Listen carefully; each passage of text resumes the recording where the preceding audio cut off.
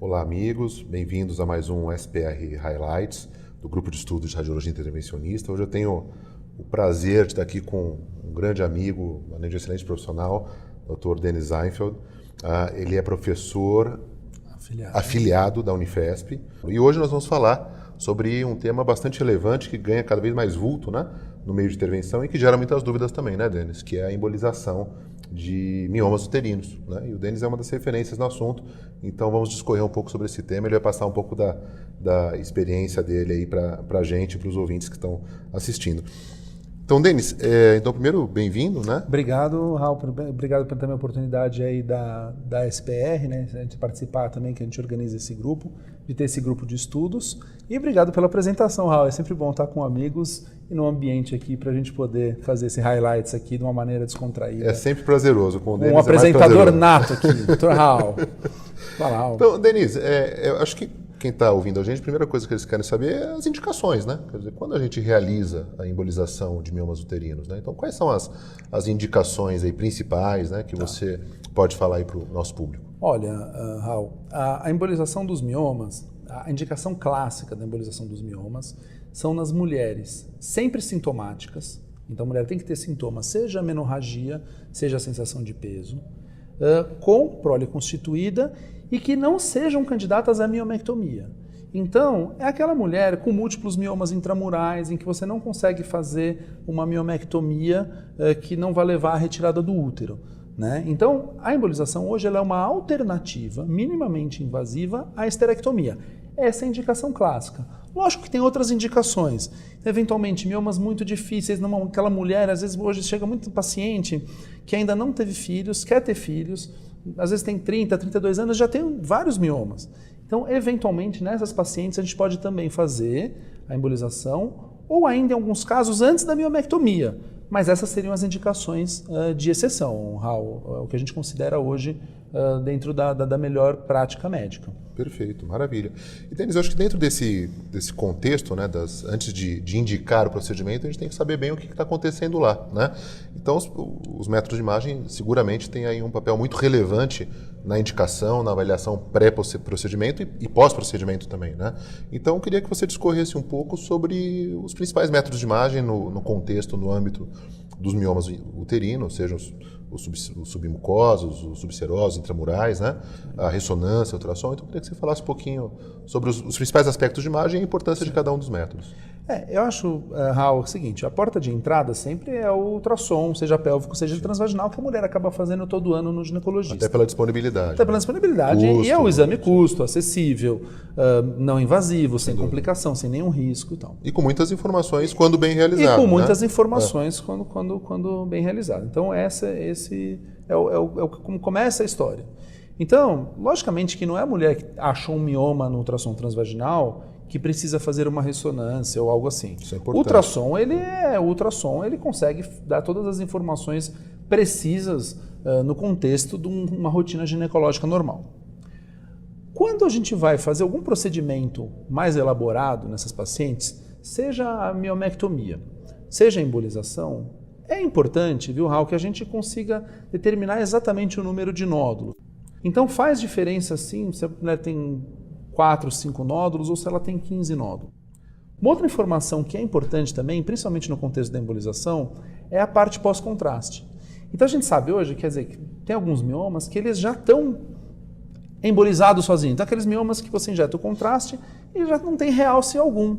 Então esse é um mioma que ele não tem a indicação de fazer a embolização. A outra também para avaliar, eventualmente, se é um subseroso pediculado, se você tem algum dentro da cavidade, medir o volume do útero. Então, logicamente que o ultrassom transvaginal é o exame da mulher, é o exame que acompanha, que controla os miomas e tudo mais. Mas, na eventual indicação, é desejável, vamos dizer assim, que se tenha uma ressonância antes de fazer o procedimento. Um estudo mais detalhado, né? Estudo mais detalhado. Até porque tem aquela questão também dos miomas, por exemplo, subserosos, né? Quer dizer, se tem um mioma que ele é pediculado ou tem uma área ali menor do que 50% ali de contato, né, de fixação com o útero, a chance de que esse mioma, uma vez embolizado, caia na cavidade é maior, né? A mesma coisa para os miomas submucosos. Sim. Então, neste contexto de planejamento, a ressonância vai oferecer informações muito mais precisas, sim, em detrimento da ultrassonografia, né? Com certeza, com certeza. Eu acho que nesse contexto é importante ter a ressonância quando a gente vai fazer Perfeito. O procedimento. Perfeito, maravilha. E, bom, a gente falou das indicações, falamos dos métodos de imagem, né? Acho que o pessoal que está ouvindo a gente quer saber um pouquinho da técnica, né? Alguns ouvintes têm mais expertise, estão mais habituados a procedimentos percutâneos, né? Esse é um procedimento endovascular, então acho que é importante a gente ter alguns comentários aí dos básicos aos principais quanto à técnica da embolização dos miomas. Acho que você poderia tecer esses comentários para a gente. Acho que de uma maneira geral, a embolização de mioma ela tem algumas particularidades, né? Algumas coisas que podem ser melhoradas. Bom, então a primeira, acho que hoje a gente tem que tomar cuidado sempre na punção arterial. Eu, de rotina, faço a punção com ultrassom, Perfeito. Porque são artérias finas, são pacientes que estão com a pressão baixa, porque estão com a RAC. Outro importante, eu acho, na minha opinião, a RAC, ela, a não ser que tenha uma contraindicação absoluta, ela é quase que mandatória, Perfeito. Porque ela vai dar uma analgesia e um conforto para a paciente naquelas primeiras 24 horas, que onde, teoricamente, a embolização seria mais dolorosa. Sim. E é uma das complicações mais frequentes é essa questão da dor mesmo, né? Exatamente. Uma das preocupações que a gente tem que estar mais focado no procedimento de embolização, né? Exatamente, porque a gente está fazendo um procedimento minimamente invasivo, lembrar que a gente está isquemiando o músculo. Perfeito. Então, do mesmo jeito que um infarto do miocárdio isquemia músculo e dói, a hora que você isquemia o músculo que está ali no mioma, dói de maneira semelhante. Então, a raquianestesia dá essa analgesia das primeiras 24 horas de uma maneira fantástica. A punção, a gente cateteriza as artérias uterinas com microcatéter para não ter espasmo. A gente sabe que a artéria uterina ela é uma artéria muito propensa a ter espasmo. Perfeito. Então, sempre com delicadeza, sempre com microcatéter. E embolizar sempre acima dos ramos que vão para o colo e para o fundo da vagina, tá acima dos cérvicos vaginais. Para evitar a embolização inadvertida, né? Exatamente. Você não quer embolizar. Exatamente. E a outra, a gente vai mostrar aqui porque a gente não tem as imagens, mas é sempre saber o ponto aonde até quando você deve embolizar. Por quê? Porque a gente sabe aquelas esteiras que seleciona grãos? Sim. Então, quer dizer, aquele vai selecionando grãos, eu sempre explico para as pacientes. Os vasos dos miomas são vasos maiores, então nós usamos partículas grandes. A partícula grande não entra naquele vasinho pequenininho que está indo para o endométrio. Perfeito. Lógico, se você embolizar demais, ela vai isquemiar o endométrio, que é o que a gente não quer. Mas se você colocar numa quantidade adequada, ela como se fosse cai no vaso, cai naquele vaso que tem o tamanho adequado, que é o que vai levar o sangue para o mioma. Então o procedimento hoje é assim, bem estabelecido, feito por quem conhece, domina a técnica, é um procedimento seguro e com bons resultados, né? Sim, acho que hoje a gente tem o que a gente pode, com a literatura, né? A embolização começou em 95 lá na França. Nós temos desde 2011 já uma normativa da ANS como um procedimento de cobertura obrigatória para todos os convênios, para todas essas mulheres, né? Perfeito. Então não é um procedimento novo, não é um procedimento experimental. E, logicamente, ele deve ser feito por alguém que tenha a formação adequada. Que hoje, o que a gente entende que tem a formação adequada é alguém que seja um radiologista intervencionista com o título de especialista conferido pela Sobrice, que é a Sociedade Brasileira, Exato. Que acaba regulando essa atuação Sim. e essa especialidade disso. Então, hoje, para sangramento, Raul, os trabalhos mostram resultados superiores a 95%. Então, se a mulher chegar assim e falar assim, olha, meu príncipe, eu sempre falo para ela, qual que é o seu problema? Seu problema é o sangramento? Acima de 95% em diversas séries, em várias experiências, é o que você vai resolver a hipermenorreia. Quando a paciente chega com aquele quadro de sensação de peso, mais para dor, não é tanto o sangramento, mas mais o peso, por conta dos miomas volumosos, o resultado da literatura varia em 80%, 85%. Ainda assim, um resultado bastante é um resultado favorável, bom. Comparando-se com a contraparte que a gente tem, que é a cirurgia, né? Exatamente. E a gente sabe que o sangramento, a resposta já é quase que imediata após o procedimento. Quando é sensação de peso, a gente precisa esperar alguns meses, porque esse mioma vai reduzir. Perfeito. E aí sim ele vai ter o benefício, que é o que a gente espera da embolização. Perfeito. Perfeito, maravilha, acho que está bem explicado. Acho que uma coisa interessante tem quanto aos agentes. Quais os agentes que você costuma habitualmente utilizar na embolização? Olha, os de principais... miomas, né? Cada embolização a gente acaba usando um agente, né? Então, e tem também as preferências pessoais, né? Sim. No seu caso, quais os agentes que você costuma usar com mais Olha, frequência? você tem dois tipos de agentes que hoje têm os resultados semelhantes e são resultados muito bons na literatura. As micropartículas de PVA, Perfeito. irregular, não a regular. A regular mostrou que eram resultados inferiores, a irregular é onde ela tudo adere começou. melhor ali, né? Exatamente, onde é top melhor. E as microesferas calibradas, né, que a gente tem algumas marcas aí no mercado. Esses dois agentes são ótimos, Resolve já qualquer 100% questão. provados que são equivalentes e funcionam muito bem, e é onde a gente acaba usando um ou outro, dependendo de acordo com a situação. Maravilha. Bom, acho que uma coisa interessante que a gente falou aqui quanto às indicações, falamos da técnica, né?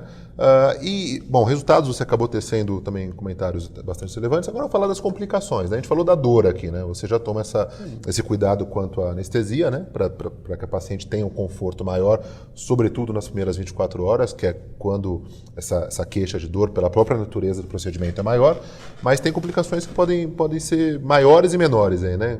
Como você elencaria as possíveis complicações associadas à embolização de miomas? Eu não chamaria, viu, Raul, a dor de complicação, porque a dor é esperada. É esperada. A dor é esperada. Perfeito. Então a gente tem que estar preparado para medicar de maneira adequada. Perfeito. E a gente sabe hoje que a dor, você não deve esperar a dor atingir o seu pico máximo para começar a analgesia, porque aí você acaba precisando de doses muito maiores para controlar aquela dor. Então você tem que ter um programa já discutido em cada serviço, um protocolo de dor para essas pacientes.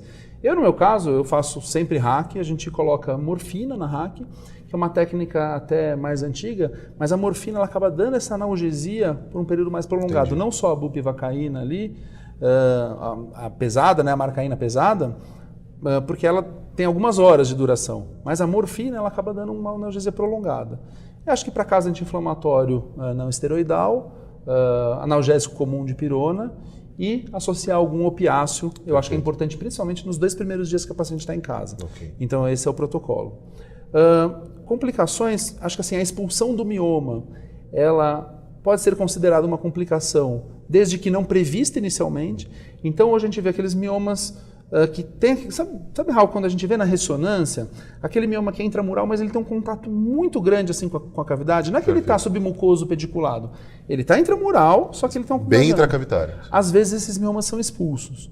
Então, depois de quanto tempo isso é esperado? Olha, Raul, na minha experiência, a grande maioria das pacientes com 1 mês, depois começa a expulsar esses miomas. E desde que, no meu entendimento, desde que não esteja associado a uma infecção junto também. Exatamente. É uma situação esperada, né? Aí você tocou no ponto que é a principal complicação da embolização, que é uma eventual infecção do mioma ou uma miometrite. Perfeito. Seria a situação mais drástica, mais grave de todo o procedimento. Felizmente, é muito, muito raro acontecer isso. Perfeito. A gente faz esquemas de antibiótico, com a técnica cirúrgica adequada, então isso acaba sendo minimizado, assim.